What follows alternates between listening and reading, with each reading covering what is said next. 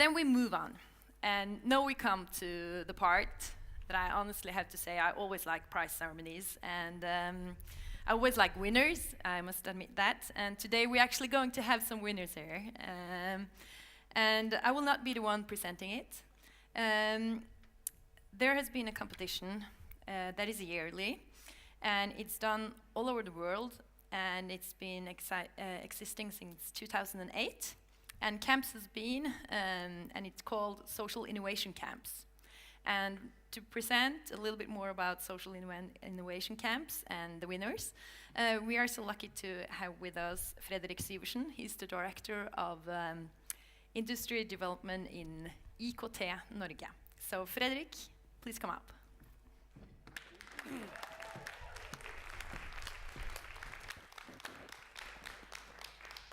So first I want to say that I was in San Francisco last week.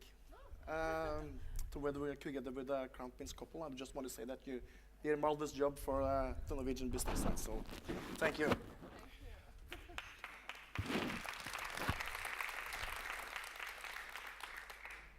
So I come from the IT Business Association of Norway, and I won't bore you with too much of our business slides, but this is some of the things we do, and this is the place that we try to influence. So this is Norwegian Parliament for those of you who aren't Norwegian.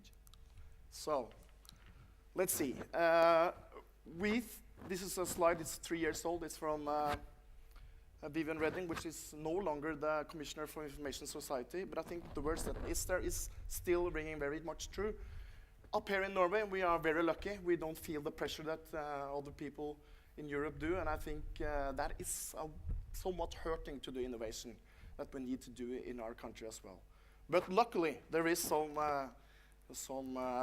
environments that are working on this, and I think we will hear a little bit more about them later. But I just want to say that we're so lucky to be in Norway, and we need to look outside our own window to find the inspiration to actually innovate much more than we do at the moment. So I say that as well. So this is where I come from. This is the third largest business in Norway, for those of you who didn't know that. But one of the things I would like to address is innovation. Where I come from, there's a lot of big companies. There's a lot of big customers. They could be private or they could be public. And there's a lot of users. And how do we do innovation in a field like that? And I think much of the innovation is coming from small companies, from small environments, and actually more and more of the innovation is coming from the users. And we need to acknowledge that, and we need to address that as soon as possible. I have this slide. I was at Google last week, and Google is a great company, and they innovate a lot. But what they say is quite interesting. They say that the innovation that they thought were happening inside Google is not really the most important thing anymore. It's what happened outside Google. It's what happened on the platforms that Google and Facebook and other big IT companies delivers. And the users are really the ones in the forefront. And I think we as a business need to acknowledge that and take that into account when we do our own business innovation. So what we have done in Norway, we have gone out to the real world, asked real people, how can we innovate? So I just want to mention a few things that we've done. So this one was last year, Oslo Health Challenge. What we did was together with the Norwegian Cancer Foundation, Kreftforeningen. We had youths coming in with cancer, telling how their day-to-day life was. And in that setting, we also had entrepreneurs, software programmers, designers, and they spent a weekend, and they didn't get paid for it, I have to say that as well.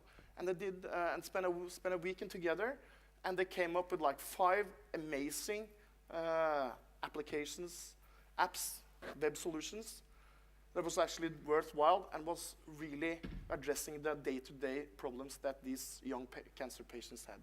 I think what we need to kind of look at is, if you bring the users into innovation process, things happen faster, it's cheaper, it's better, but not at least, it's much more fun. So we as a business society, we need to think of that and get the user into our innovations. So my Oslo is the last one we did just a couple of weeks ago together with the municipality of Oslo. So we're bringing in young people together with the municipality, and how could we actually give better solutions from the municipality to our young citizens in Oslo. And this was the latest. That was in Bergen, where we looked at how, if we get people with psychological diseases or or problems, to get them in together with designers and entrepreneurs. How can we come up with better solutions? But the last one is, of course, why I'm here. It's the Social Innovation Camp that Merete and Teresa, wave your hands.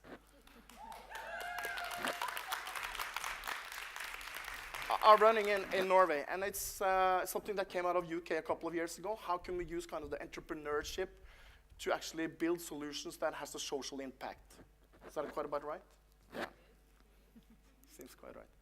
So this is the users. I'm going to drop that one. But for also that are parents, we know that this is the new world, right? That was the old world. This is the new world. So this is what Social Innovation Camp is. And I think we're going to go directly to the finalists of this year. And these are the 5 teams that actually went to the finals.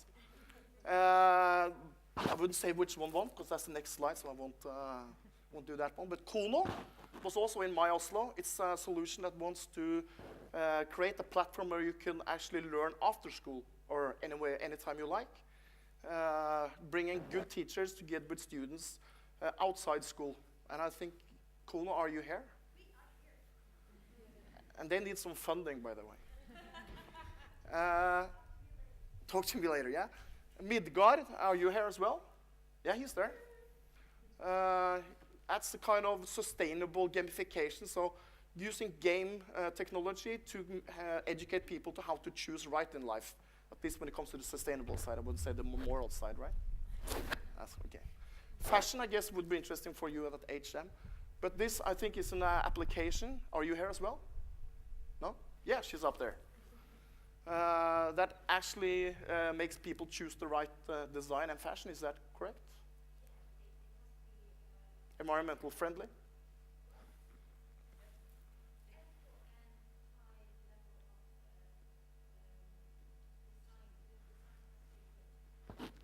Design always has to be good in fashion, I guess. I'm not a fashion guy, you see that. And the last one is a dumpster discovery. It's an app that actually shows how you can kind of dispose of things that other people want to use. So if you want to get rid of a sofa, you can put it outside, put it on the app, and somebody will actually come and get it, if they need it, I guess. But the winner for this year is Memory Lane, and they will take the floor now. Give them a big hand. There are 5 girls that also looks like they're coming from the fashion world.